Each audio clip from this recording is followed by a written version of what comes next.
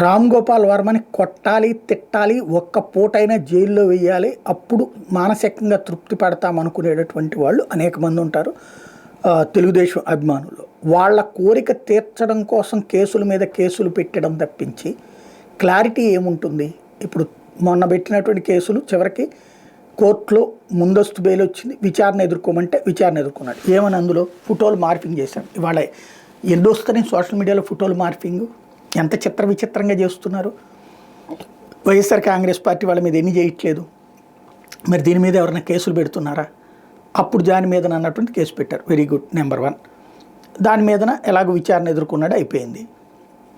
ఈలోపు మళ్ళీ CID case అంటూ ఏంటంటే కమ్మరాజ్యంలో కడప రెడ్లు అని తను తీసిన సినిమా మనోభావాలు గాయపరిచిందని వచ్చిన కంప్లైంట్ ఆధారంగా ఒక కేసు, దానికి నోటీసు. అతను ఇవాళ విచారణకు హాజరు కమ్మనమన్నారు. అతను నాకు ఇవాళ సినిమా షూటింగ్ ఉంది, నేను రానన్నాడు.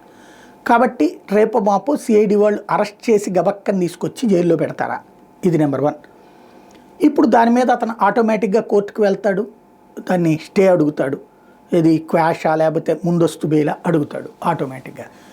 సినిమాలో ఒక సినిమాని బేస్ చేసుకుని ఆ సినిమాకి సెన్సార్ సర్టిఫికెట్ వచ్చాక ఆ సినిమాకి మనోభావం గాయపడింది అంటే మొత్తం ప్రతి సినిమా మీదన ప్రతి ఒక్కళ్ళు కేసు పెట్టుకోవచ్చు.